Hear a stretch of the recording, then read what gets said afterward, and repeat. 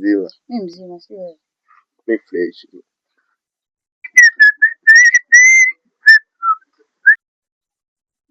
Vipi kuhusu lile swala langu la jana? Mama hiyo. Mimi wangu mkali. Sitoweza. Sitaweza kwa na wawili. Wanaume wawili wapi? Yule anakupeleka wapi sikitu? Wewe sio mke wangu kweli?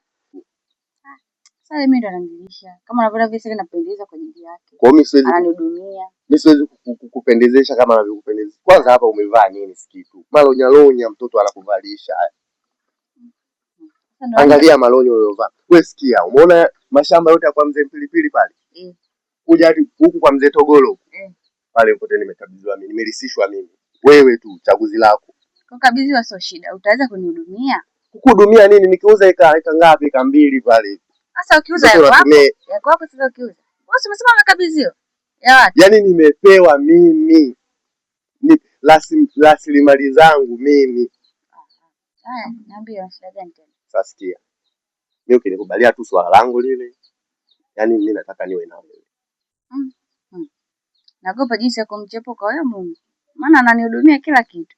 Nikienda kwako Afrika mambo yale yale ya mwaka jana huko itakuwaje? Kitu nikikuangalia ulivyofubaa. Nikiuza yale mashamba yangu na nanunua mafuta ya Nivea, mtoto utateleza wewe. Kusema kweli. Walai ya Mungu. Sio bwana, binadamu hafanani. Kile kijombo na kama nimenunua mimi Mbagala 5,000. Yule mke wangu. Mume wangu yule. Kaka mume wangu anakuja. Wewe tulia, mume wako nani wewe? Mke wangu? Usitaki kuniambia nimefumania hapa. Hapana, huyu ni kakaangu. Kaka, mbona umejiamini? Nimekuuliza wewe nani? Hamna, sio fumanizi, ni kakaangu. Wewe nani? Kakako nani wewe? Kakako nani? Wewe mtambo si. Unasemaje? Unasemaje? Upigani jamani.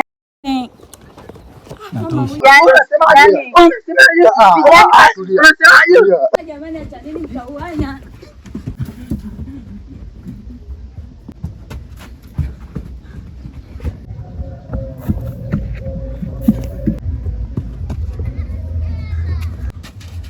Unasemaje?